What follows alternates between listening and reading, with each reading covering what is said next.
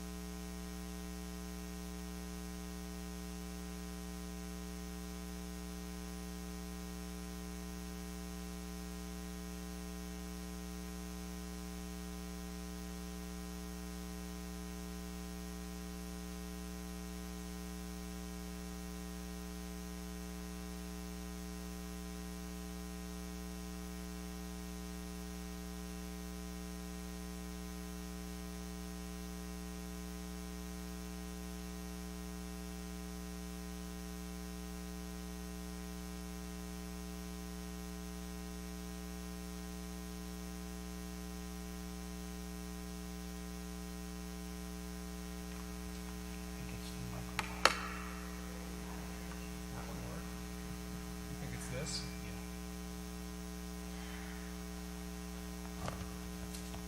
Check.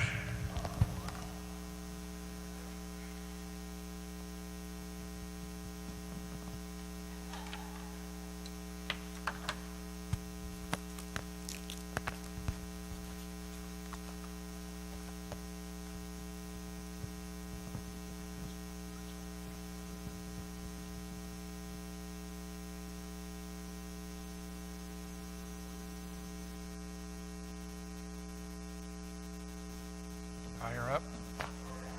Testing 1, 2, 3. Yay. Thank you for your patience. As a modern lens through which to view today's story, I'd like to introduce you to 1954's On the Waterfront, starring Marlon Brando as Terry Malloy, a washed-up boxer who decides to take on mob corruption within the Longshoremen's Union. Father Barry, played by Carl Malden, sees in Terry a basic goodness that he himself cannot recognize, and he decides to fight the good fight and testify before the Waterfront Crime Commission. The most memorable scene from this movie takes place between Terry and Charlie, played by Rod Steiger, in the back of a taxi. It could have been another Billy Kahn. Skunk, we got you for the manager. He brought you along too fast. It wasn't him, Charlie. It was you. Remember that night in the garden? You came down my dressing room and said, "Kid, this ain't your night. We're going for the price on Wilson." You remember that? This ain't your night. My night, I could have taken Wilson apart. So what happens? He gets the title shot outdoors in a ballpark, and what do I get? A one-way ticket to Palookaville. You was my brother, Charlie. You should have looked out for me a little bit. You should have taken care of me just a little bit so I wouldn't have to take them dives for the short-end money. Well, I had some bets down for you. You saw some money. You don't understand. I could have had class. I could have been a contender. I could have been somebody. Instead of a bum, which is what I am. Let's face it.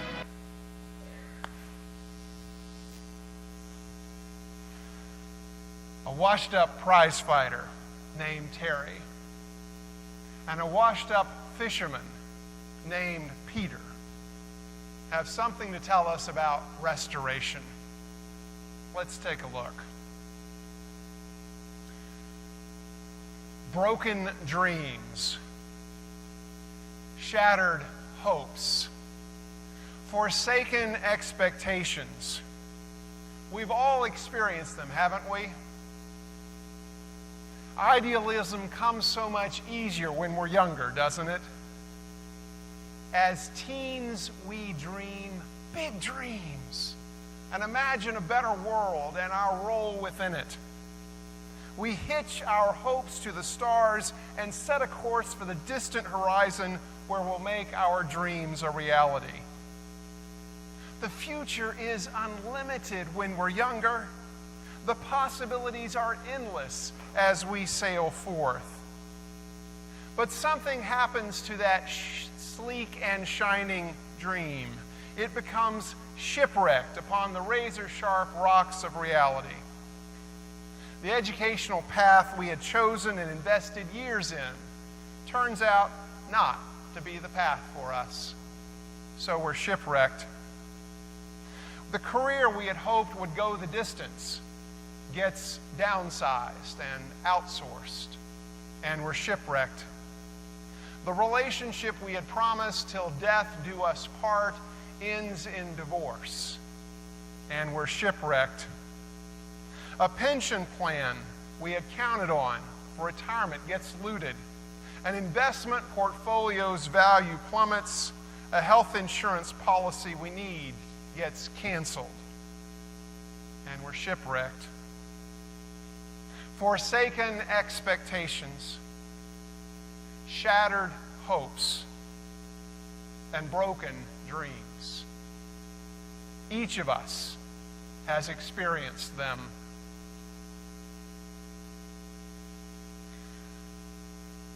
Peter knew something about broken dreams. When Jesus first came to him 3 years ago and he'd heard the words, "Follow me and I'll make you fish for people," he had let go of his nets and left his dad holding them.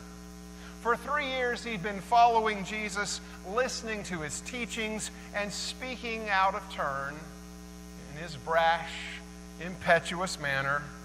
He confessed Jesus as Messiah, and Jesus had promised to build his church upon Peter's confession. And a few days ago, just before they entered Jerusalem, Peter reminded, or rather complained to Jesus, "Look, we've left everything and followed you." Peter and the other disciples had staked everything. Everything on following Jesus. And a few days later, Peter showed that total commitment by saying, "Even though I must die with you, I will not deny you." He laid everything on the line for Jesus, and yet in the courtyard of the high priest had said, "I don't know the man," 3 times.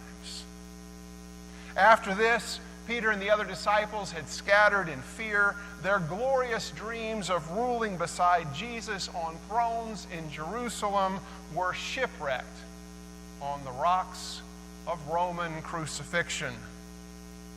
The lament of the disciple Cleopas about Jesus was one shared by Peter too. We had hoped that Jesus was the one to redeem Israel. But now that hope was shattered. Peter knows about broken dreams and forsaken expectations.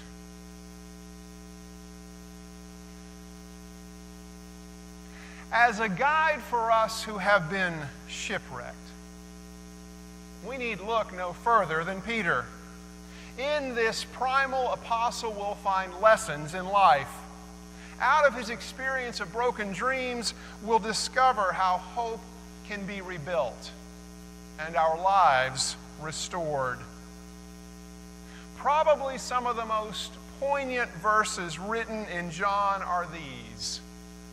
Gathered there by the Sea of Tiberias were Simon Peter, Thomas, Nathanael, the sons of Zebedee, and 2 other disciples. Poignant Because after 3 thrilling years of discipleship with Jesus, the place they return to after they've scattered in fear is home. The ones who left their fathers like eager puppies, tumbling over one another on an adventure, now return with tails tucked between their legs. The ones who once thought they'd feast like kings with the Messiah in his Jerusalem palace come back home to Galilee, eating humble pie. The ones who once left with heads held high in confidence now return with gazes directed to the ground. Jerusalem is too dangerous, so they cut and run back home to Galilee. Can you imagine the snide comments, the knowing looks, the wry smiles that must have come their way as they sought to justify their 3-year absence? No doubt they moped around a bit, aimless and confused about the future. They were home, but now what? More poignant verses follow as Peter says, "I'm going fishing."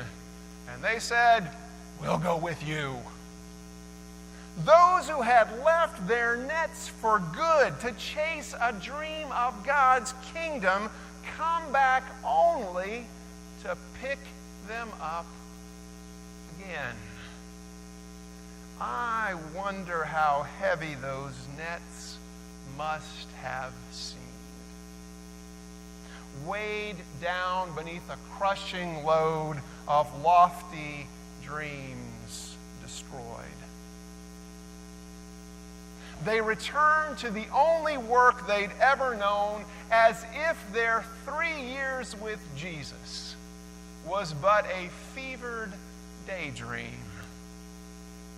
Peter, not one to mope around, takes action and goes fishing, and the others join him. John tells us that night they caught nothing.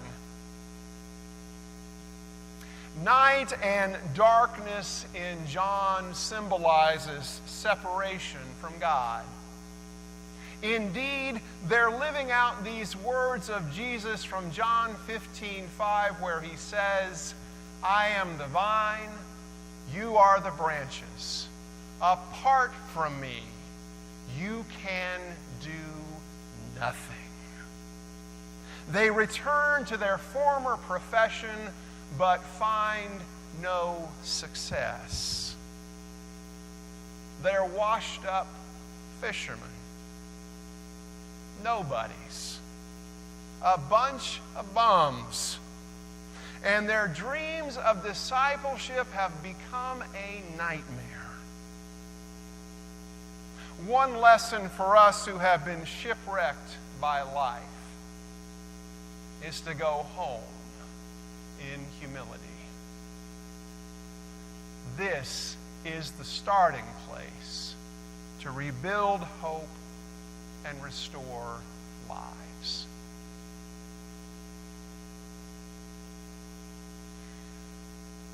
Maybe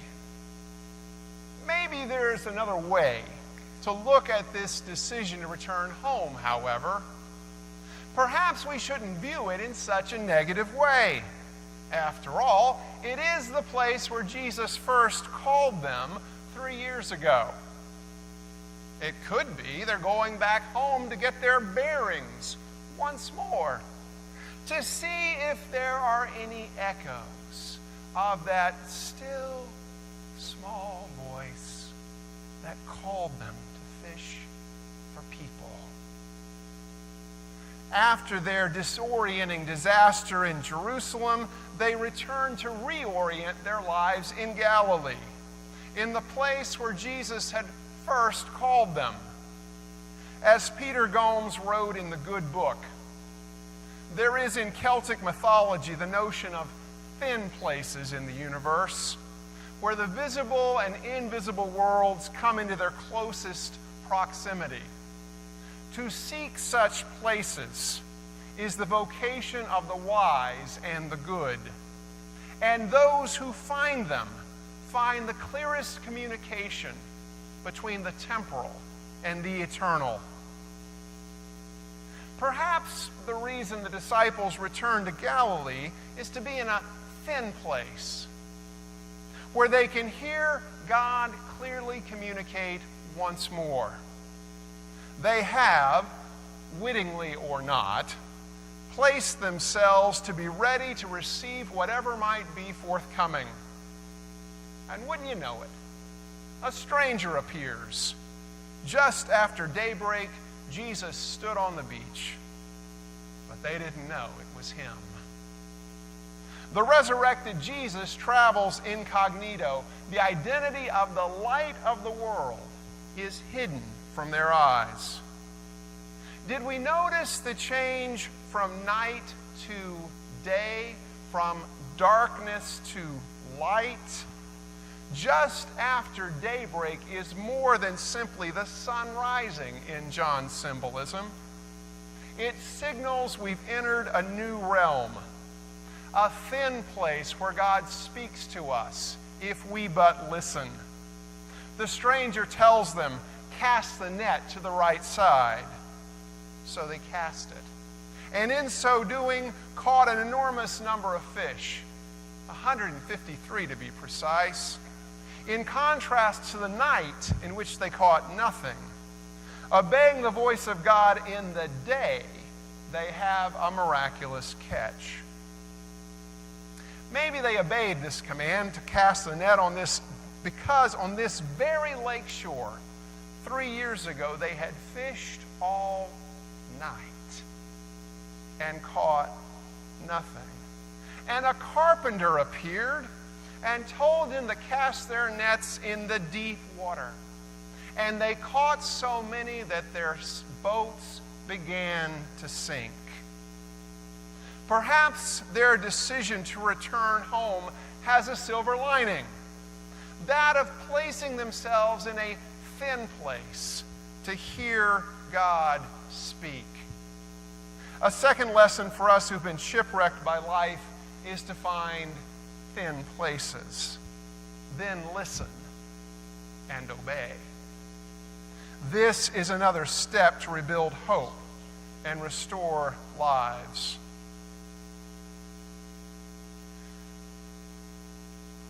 The willingness to listen leads to further obedience.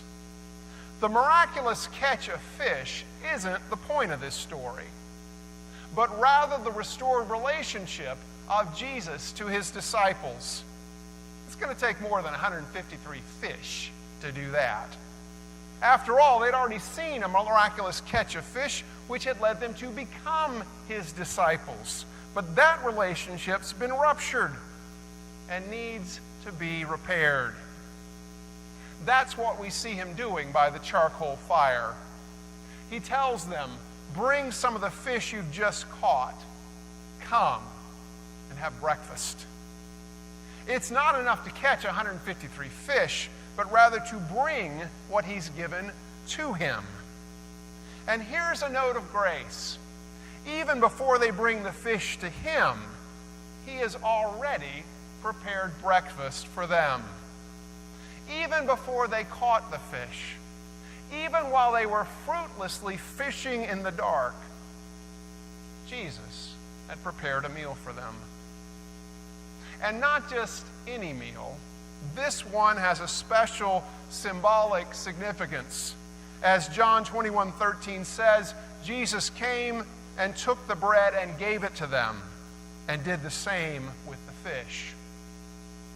Does this remind us of any other meal Jesus shared with his disciples, perhaps involving 5 loaves and 2 fish? As John 6:11 says, Jesus took the loaves and distributed them and the fish.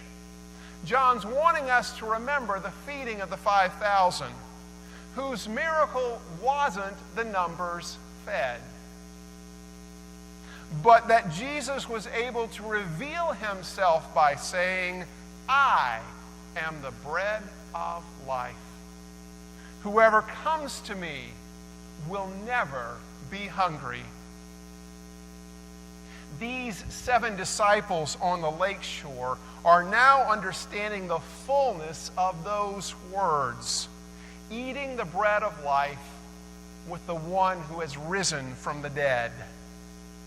The resurrected Jesus has invited them to share a meal with him and to know him more fully. Their willingness to listen leads to further obedience as they bring the fish he gave to them and receive a meal already prepared for them.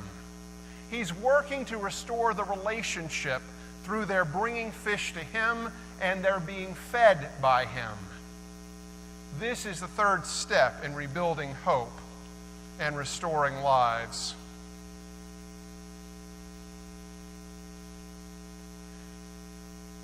There's one more step for restoration to occur.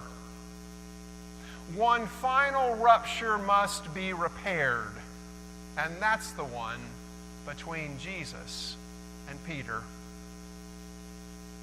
You remember Peter, the one whose mouth wrote checks his body couldn't cash.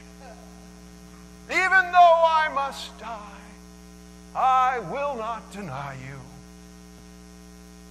When Peter said this, he did so believing in the strength of his own character. But in the darkness, he denied Jesus not once, but 3 times, around the warmth of another charcoal fire. Fear choked the life out of his love for the Lord. And without his love for the Lord, there could be no discipleship. He had severed that relationship of love with his 3 denials. Under Jewish law, all a man had to do to divorce his wife was to say, I divorce you, 3 times in the presence of witnesses, and that relationship was over. In one sense, Peter had divorced Jesus there in the presence of those courtyard witnesses, not just saying that he didn't love Jesus, but that he didn't even know him. Peter never even uses the name of Jesus in his denials, only saying him or the man. So it's interesting to hear how Jesus refers to Peter in these 3 questions. Simon, son of John, do you love me more than these? No longer does he call him Peter, the rock, but Simon, son of John. Jesus isn't referring to Simon anymore as Peter, but at least he's not calling Simon him or the man.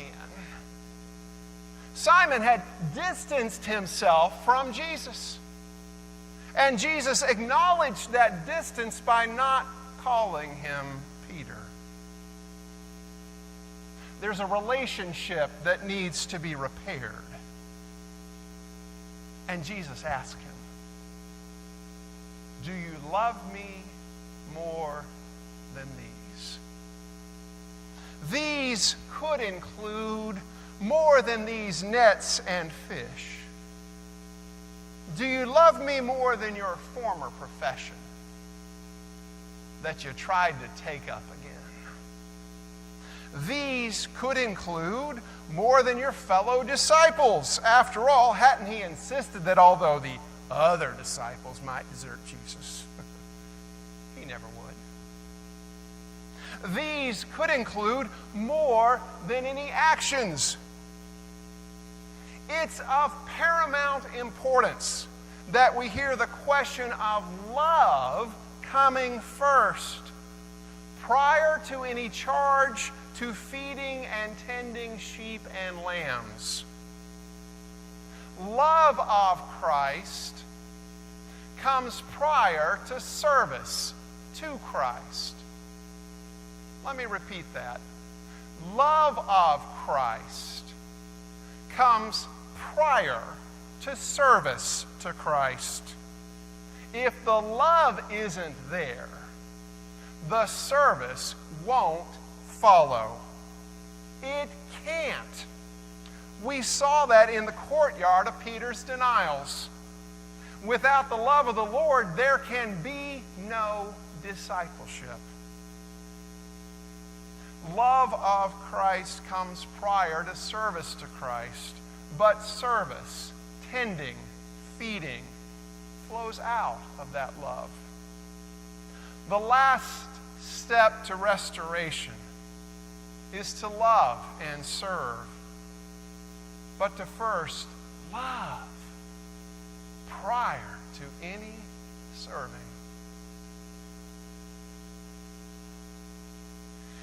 Jesus gives Peter and us a chance to undo the divorces we've enacted through our denials. And let's face it, we've all denied Jesus. Maybe not so dramatically, but certainly as repeatedly in the words we speak, the choices we make, the actions we take, the thoughts we think, and the attitudes we embody. Our dreams of discipleship are at best fantasies, at worst nightmares from which we cannot awaken. For all of us whose dreams have been shipwrecked on the rocks of reality, Jesus invites us to wake up to another reality. For Jesus sees in us a basic goodness we ourselves don't recognize. And Jesus doesn't want us to go through life boxed in by our denials, thinking we're bums, instead of the contenders and somebodies that we are. Jesus comes on the waterfront to a washed-up fisherman, and to us who are washed up too, and ask us to rekindle the love that has died for him, and to restore us to service. We each need God's restoration, and to rekindle the fire of love we first knew with Jesus. Restore in us our first love for you, O Christ. Rekindle in us the fire and passion once more, that others might see in our lives your love. Amen.